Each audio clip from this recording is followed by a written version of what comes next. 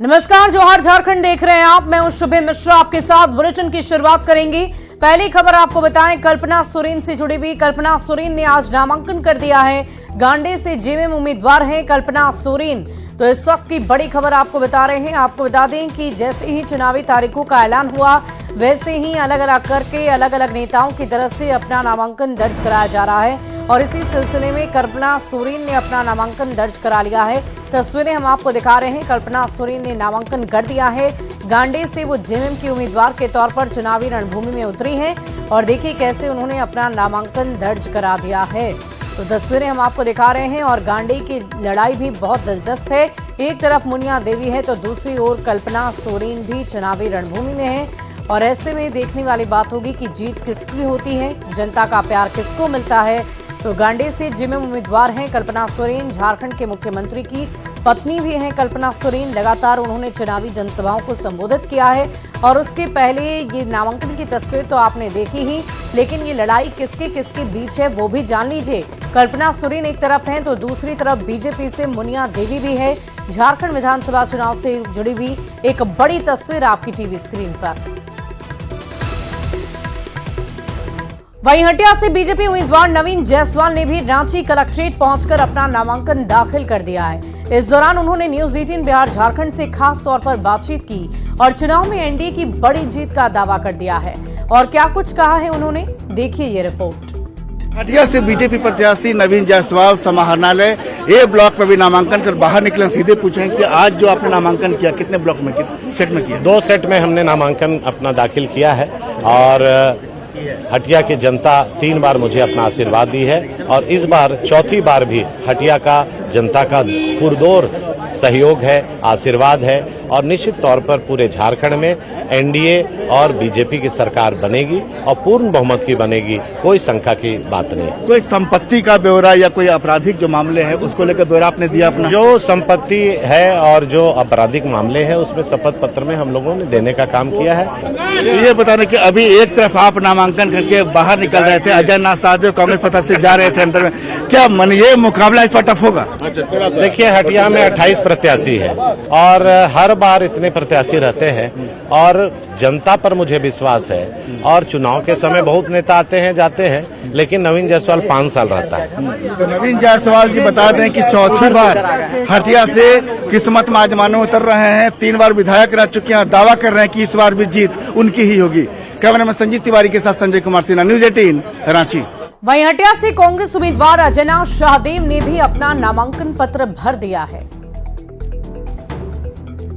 तो तस्वीरें हम आपको दिखाएंगे। अजयनाथ शाहदेव की ये तस्वीरें हैं जो कांग्रेस से उम्मीदवार बनाए गए हैं। हटिया विधानसभा क्षेत्र की बात कर रहे हैं और एक तरफ जहां आपने अभी नवीन जी को सुना, उन्होंने साफ शब्दों में कहा कि जीत एक बार फिर से मेरी ही होगी। उन्होंने कहा कि वो दावा करते हैं कि एक बार फिर से हटिया की जनता उन्हें ही चुनेगी। लेकिन हटिया से इस बार कांग्रेस के उम्मीदवार अजयनाथ शाहदेव भी चुनावी रणभूमि में उतरे हुए हैं। बढ़ते आगे, रांची से एक बड़ी खबर आ रही है। झारखंड बीजेपी के चुनाव प्रभारी शिवराज सिंह चौहान का हेमंत सरकार पर जोरदार निशाना। महिला सुरक्षा को लेकर उन्होंने सवाल खड़े कर दिए हैं। भ्रष्टाचार को लेकर भी सरकार को घेरा है। यहां रोटी बेटी और माटी सुरक्षित नहीं है। तो रांची से बड़ी खबर आपको बता रहे हैं। महिला सुरक्षा को लेकर गंभीर सवाल उठाए गए हैं। भ्रष्टाचार को लेकर भी सरकार को घेरा गया। यहाँ रोटी बेटी और माटी सुरक्षित नहीं, ऐसा कहा जा रहा है। तो बहुत बड़ी खबर आपको बता रहे हैं। बयानबाजी का दौर भी चुनावी रणभूमि में उतरने से पहले नेताओं की तरफ से लगातार जारी है। एक एक करके आरोप प्रत्यारोप का सिलसिला भी जारी है और इसी बीच झारखंड बीजेपी के चुनाव प्रभारी शिवराज सिंह चौहान ने हेमंत सरकार पर निशाना साधा है। राजधानी रांची में एक बहन के साथ दुष्कर्म करके उसकी हत्या कर दी गई है। 7,400 बलात्कार हुए बहन और बेटियों के साथ इस सरकार में। हमारी कई बहनें रूबिका पहाड़िया जैसी काट काट के टुकड़े टुकड़े करके फेंक दी गई है। बेटी रोटी माटी कुछ भी सुरक्षित नहीं है। लूट मची है, लूट। और गढ़वा जिले के भवनाथपुर विधानसभा क्षेत्र से बीजेपी के मौजूदा विधायक भानु प्रताप शाही ने श्री बंशीधर अनुमंडल में अपना नामांकन दाखिल कर दिया है। उन्होंने कहा कि बीजेपी विश्व की सबसे बड़ी पार्टी है और जनता भ्रष्टाचार, घूसखोरी और ठगी से उब चुकी है। शाही ने कहा कि जनता ने यह तय कर लिया है कि अब इस भ्रष्टाचारी सरकार को हटाना है। कि यह जो निकम्मी सरकार है हेमंत सोरेन जी की, ये सरकार को हटाना, एक साफ सुथरा स्वच्छ सरकार बनाना। श्रद्धेय अटल बिहारी वाजपेयी जी ने झारखंड बनाया, उनके सपनों के झारखंड का निर्माण हो, इस मुद्दे के साथ हम लोग जाएंगे और एक सशक्त सरकार, पारदर्शी सरकार, जनता की सरकार, युवा की सरकार हम लोग झारखंड में स्थापित करने का पिछले बार। और इसी बीच सिमडेगा से एक बड़ी खबर आ रही है। सबसे पहले निर्दलीय उम्मीदवार ने नामांकन कर दिया है। कोलेबिरा में निर्दलीय उम्मीदवार शिवराज बड़ाई का नामांकन देखा गया है। इस वक्त की बड़ी खबर आपको बता रहे हैं, निर्दलीय उम्मीदवार की तरफ से नामांकन किया जा चुका है। सिमडेगा से बड़ी खबर आ रही है।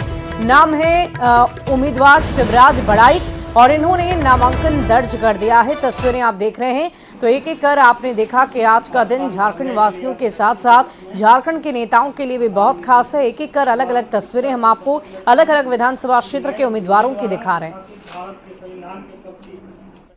वहीं मांडू विधानसभा क्षेत्र के एनडीए उम्मीदवार निर्मल महतो उर्फ तिवारी महतो ने आज हजारीबाग कलेक्ट्रेट में अपना नामांकन पर्चा भर दिया है। नामांकन के बाद बाहर निकलकर उन्होंने मांडू विधानसभा क्षेत्र की जनता का आभार व्यक्त किया और साथ ही एनडीए की जीत का दावा भी कर दिया है। प्रदेश सरकार पर भ्रष्टाचार और कोयला तस्करी को लेकर उन्होंने निशाना साधा है।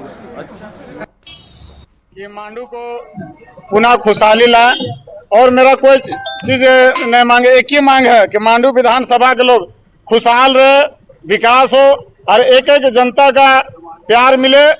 वहीं रांची से विधायक और बीजेपी उम्मीदवार सीपी सिंह ने नामांकन दाखिल कर लिया है। डीसी ऑफिस में केंद्रीय मंत्री शिवराज सिंह चौहान भी उनके नामांकन के दौरान मौजूद रहे। काफिले से पहले केंद्रीय मंत्री शिवराज सिंह चौहान ने जनसभा को संबोधित किया। तस्वीरें आप देख रहे हैं। केंद्रीय मंत्री शिवराज सिंह चौहान भी मौके पर मौजूद रहे। बीजेपी उम्मीदवार सीपी सिंह ने नामांकन कर दिया है। ये लड़ाई बहुत ही दिलचस्प होने वाली है और इसी दिलचस्प लड़ाई को और खास बनाने के लिए वहां पर पहुंचे थे शिवराज सिंह चौहान, केंद्रीय मंत्री भी हैं और ये रण काफी दिलचस्प है। एक तरफ जहां जेएमएम की तरफ से महुआ माझी है तो दूसरी तरफ सीपी सिंह चुनावी रणभूमि में बीजेपी की तरफ से उम्मीदवार बनाए गए।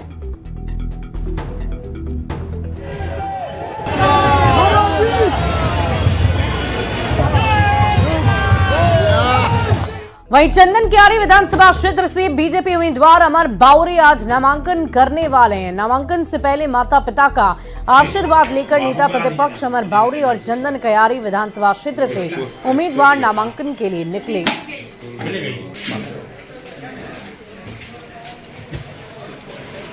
तो तस्वीरें हम आपको दिखा रहे हैं। एक एक करके अलग अलग नेताओं की तरफ से नामांकन की प्रक्रिया शुरू की जा चुकी है। एक एक कर सभी, कोई माता पिता का आशीर्वाद ले रहा तो कोई भगवान के चरणों में समर्पित होकर उनसे मनोकामना मांग रहा है कि जनता का आशीर्वाद उन्हें प्राप्त हो सके और नामांकन पर्चा दाखिल करने के लिए ये सभी जा रहे हैं। उमाकांत रजक जेएमएम के प्रत्याशी बनाए गए हैं तो दूसरी तरफ अमर बाउरी हैं बीजेपी की तरफ से। और देखिए ये तस्वीरें कैसे उन्होंने अपने माता पिता का तो आशीर्वाद लिया ही, साथ ही साथ भगवान का आशीर्वाद लेकर वो निकल पड़े हैं नामांकन पर्चा भरने के लिए।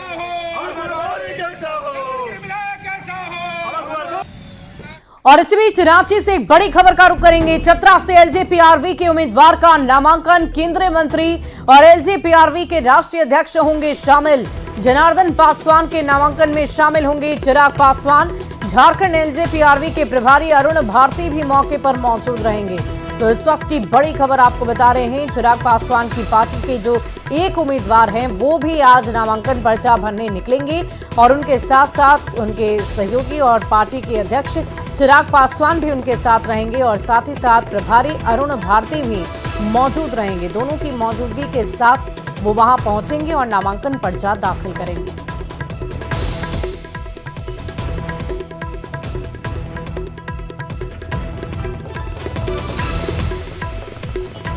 और इसी बीच एक और बड़ी खबर आपको बताएं, झारखंड विधानसभा चुनाव सीपीआईएम ने 9 उम्मीदवारों की घोषणा कर दी है।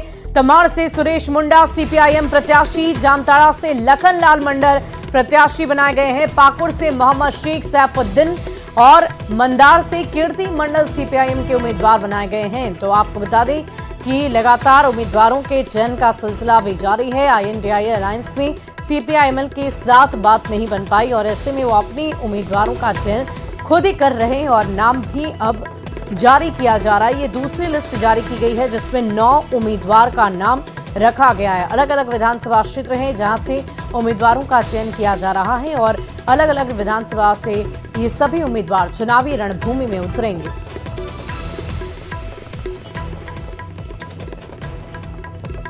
मंदार से कीर्ति मंडल है। CPI-ML ने 9 उम्मीदवारों की घोषणा कर दी है और 9 उम्मीदवारों में एक एक कर आप नाम भी जानिए। तमाड़ से सुरेश मुंडा CPI-ML के उम्मीदवार होंगे। जामताड़ा से लखन लाल मंडल उम्मीदवार होंगे और साहिबगंज से बड़ी खबर आ रही है। जिला परिषद के उपाध्यक्ष के घर ईडी की छापेमारी हुई है। सुनील यादव के घर पर छापेमारी की गई और आज राजमहल से वो निर्दलीय नामांकन भी करेंगे। आपको बता दें कि 1000 करोड़ के खनन घोटाले के मामले में फरार चल रहे हैं आरोपी दाऊ यादव के भाई हैं सुनील यादव।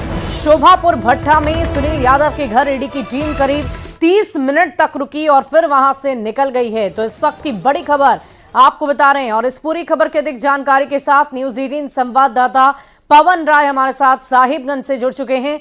पवन, क्या कुछ जानकारी है? 30 मिनट तक पूछताछ की गई और आज ये नामांकन पर्चा भी भरने जा रहे हैं, आगे क्या कार्रवाई की जाएगी?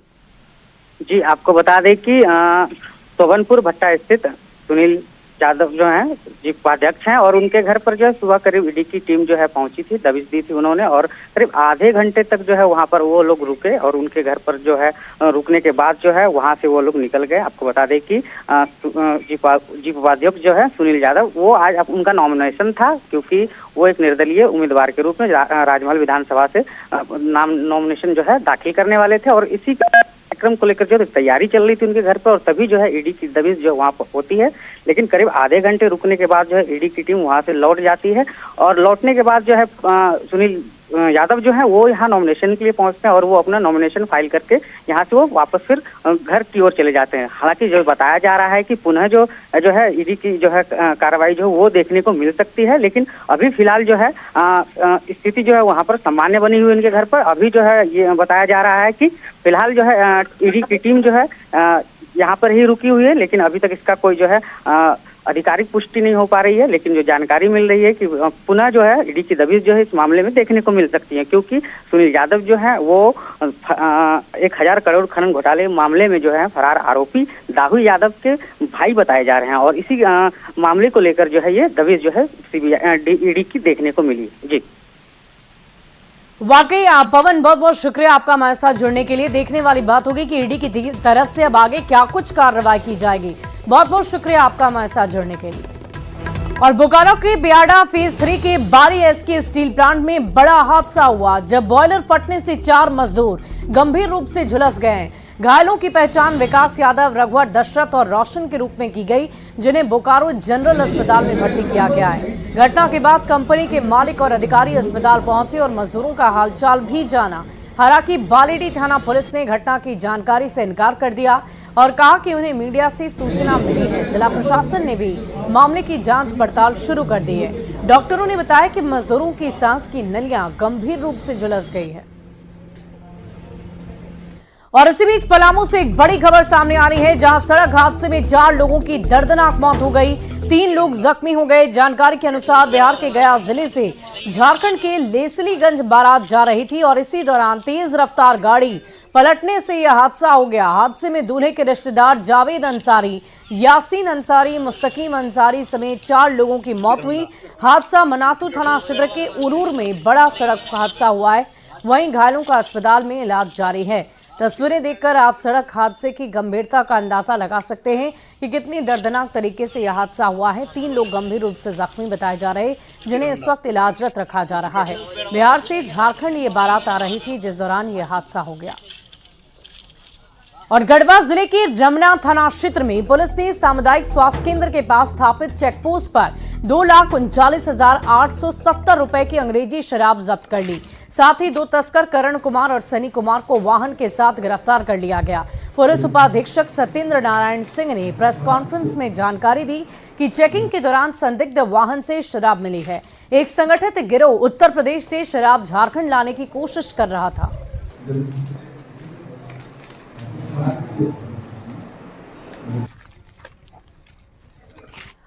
अब अगली खबर आपको गुमला से बताएंगे, जहां चुनावी तैयारियों के बीच पुलिस एक्शन मोड में है। पुलिस ने नशे के खिलाफ बड़ी कार्रवाई करते हुए बस से अफीम बरामद कर ड्राइवर समेत 3 लोगों को गिरफ्तार कर लिया है। पुलिस ने साथ ही 3 गाड़ियों में जांच के दौरान 3,86,000 रुपए नगद बरामद कर लिए।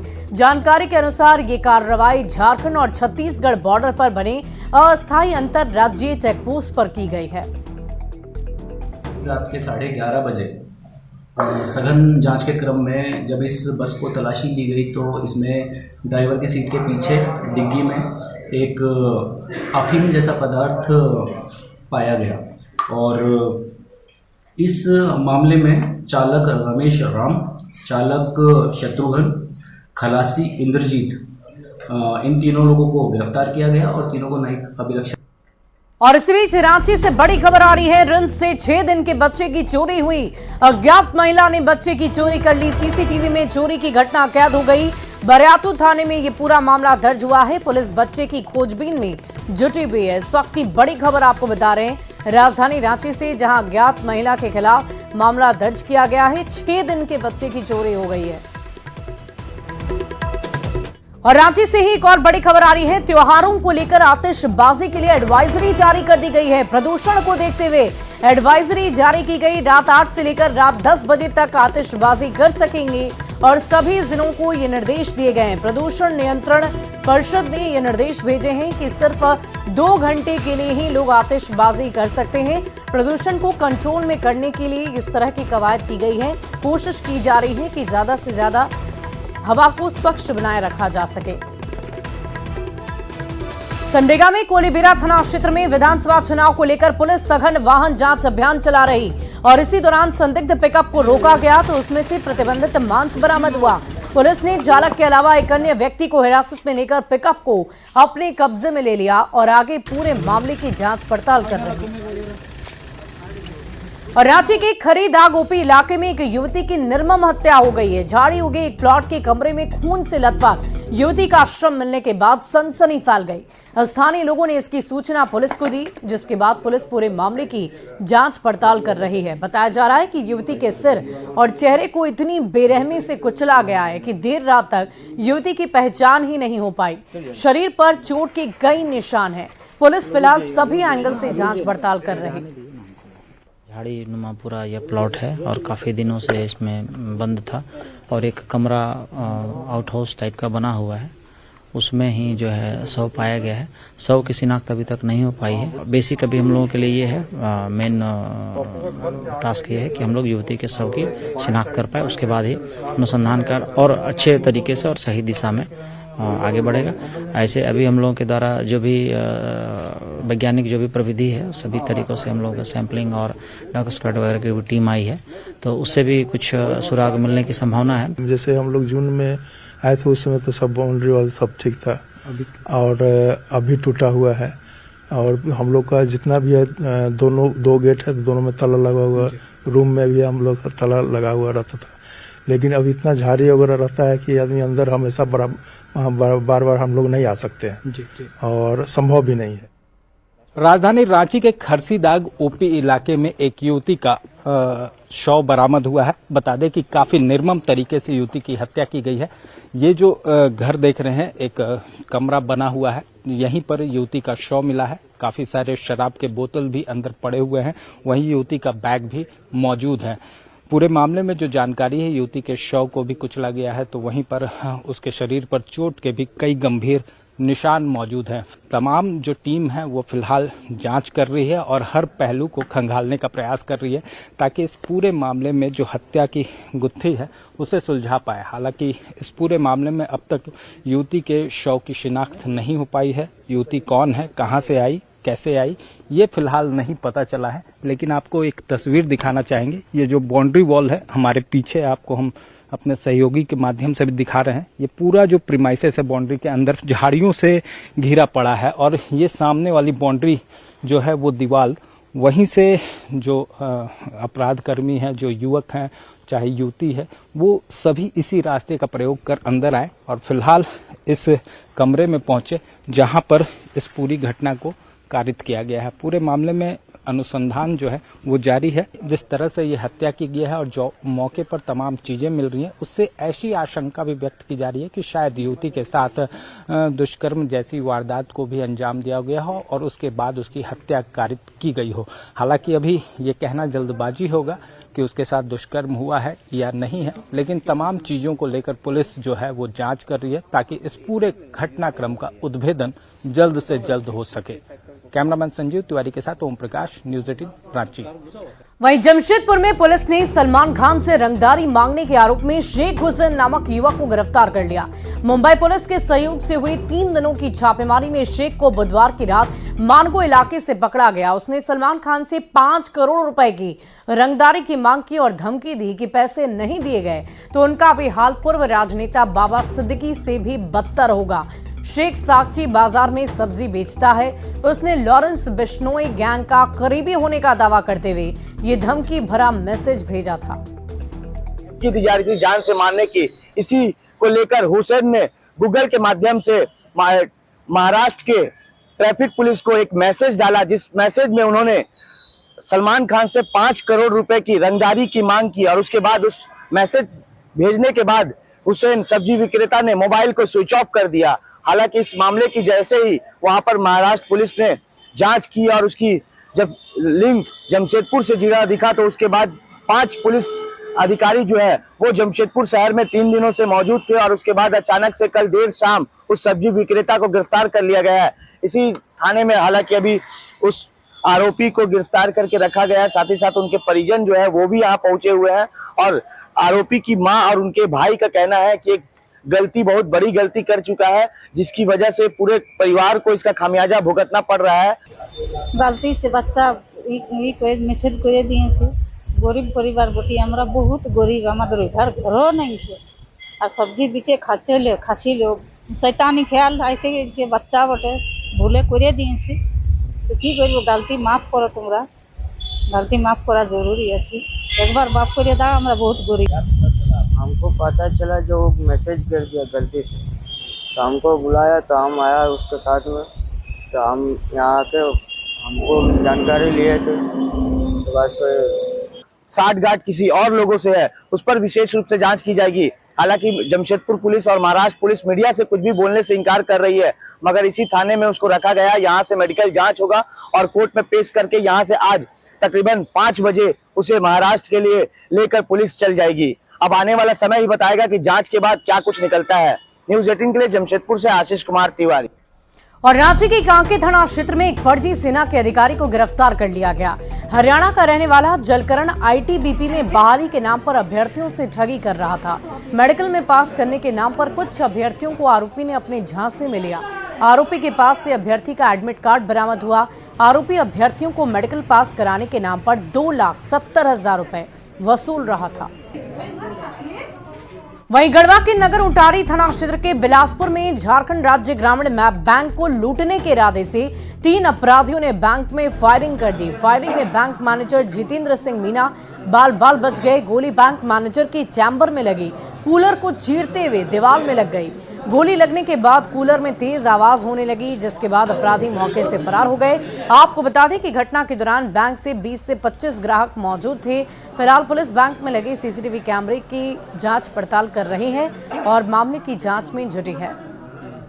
45 के समथिंग यहाँ पर 4 आदमी आके घुसे, आए फिर कस्टमर को फायरिंग वो दिखाए, क्या बोलते हैं, गन आके। उसके बाद मेरे रूम में मेरा उसमें गए कि वहाँ जाके मेरा मोबाइल छीन के फिर यहाँ सिर में थोड़ा चोट आया। और फिलहाल इस बुलेटिन में अभी के लिए बस इतना ही, लेकिन न्यूज 18 बिहार झारखंड पर खबरों का सिलसिला लगातार जारी है।